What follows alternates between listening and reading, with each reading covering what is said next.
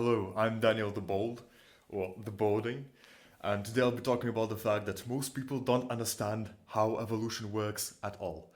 And it actually aggravates me quite a bit when I'm having an argument with somebody, or a discussion, okay? And we can't actually see eye to eye, especially on topics like demographics, because people don't understand how it actually works. So I wanted to go into it today, specifically from the lens of both making your own decisions about your future and how you want to reproduce and everything.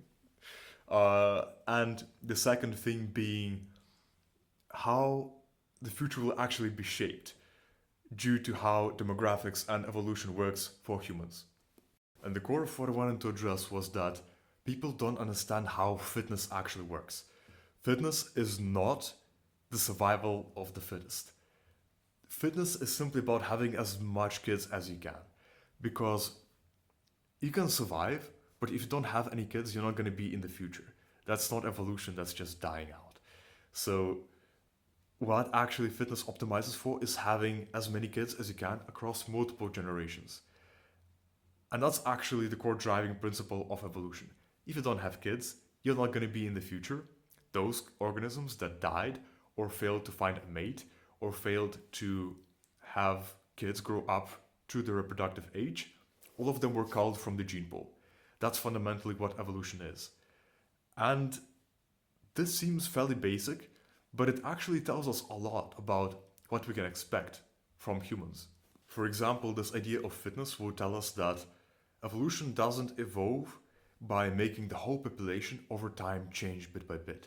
Instead, what it does is it takes a particular fit individual in the population that has some feature which is really good right now for the current environment, and it allows them to reproduce a lot. And because they reproduce a lot, over time there's going to be more of this person, more of this gene, and it will start taking over the gene pool bit by bit until that actually may become the dominant gene within this gene pool. So evolution doesn't actually happen by the whole gene pool changing together over time.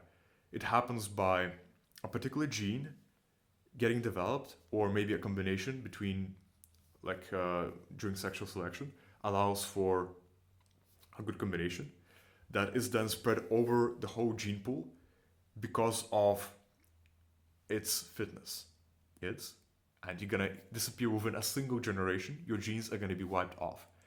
And that's actually the fundamental driving principle behind evolution. It's simply that people who are fit for the environment have a crazy amount of kids and they become widespread, and people who are not fit for the environment, their whole lineage just dies. And that's actually what drives evolution.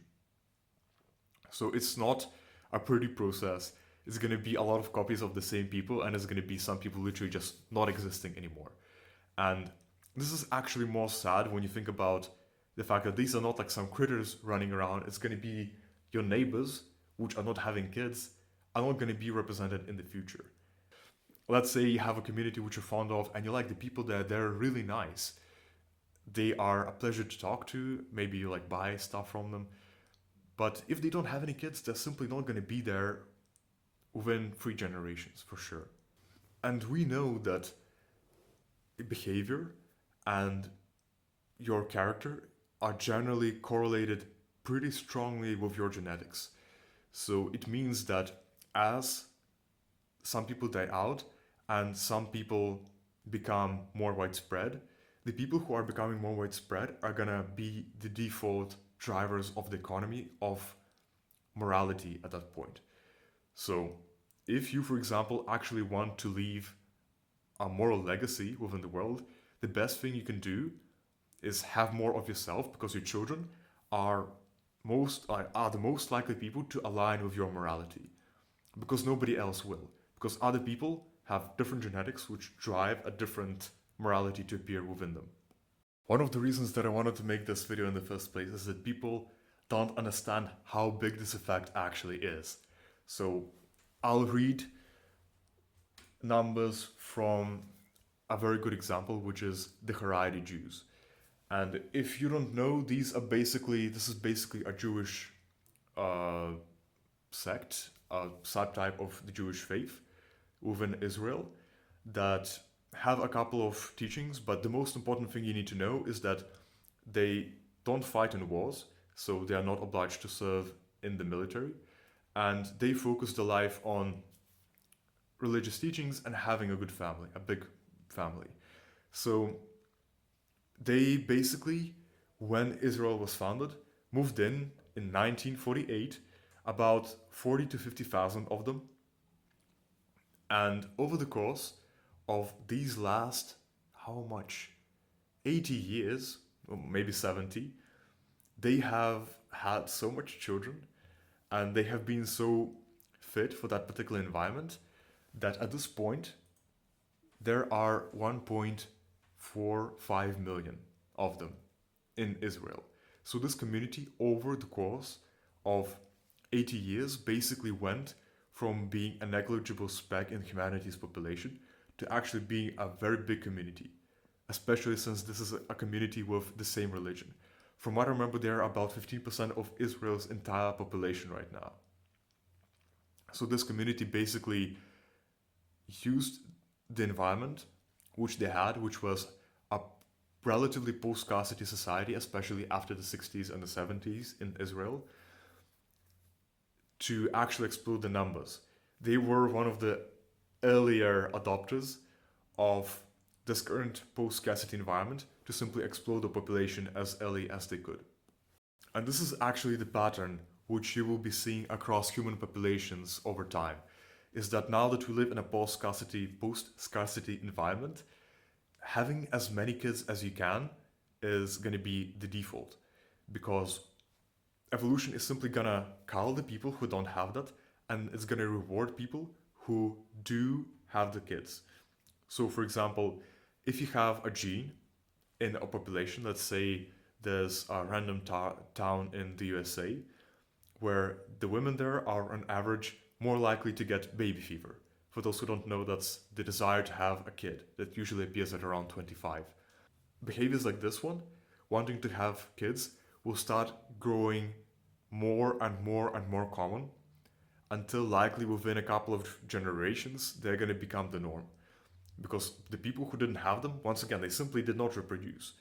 Because previous behaviors which led to reproduction were sex and marriage. Sex doesn't lead to reproduction anymore for obvious reasons, and marriage doesn't correlate anymore. That it does correlate, but it doesn't imply immediate reproductive success, especially not only because married couples don't always have kids, but also because they usually don't have that many. The current limit to most couples is about 3 to 4, if not 5 kids. So how does this actually help you? And here is an interesting part, which is even with evolution working to maximize people and select people that want to have children, and maybe it'll find some other strategies to make people have a lot of children within our current environment, that will take some time, likely at least a couple of generations before these people become the mainstream genes. And in the meantime, the floor is up to the people who simply choose to have a lot of kids. It's not about having the desire to do so. It's not about accidentally having kids. It's actually about sitting down and thinking, I want to be represented in the future. I want to see my values in the future.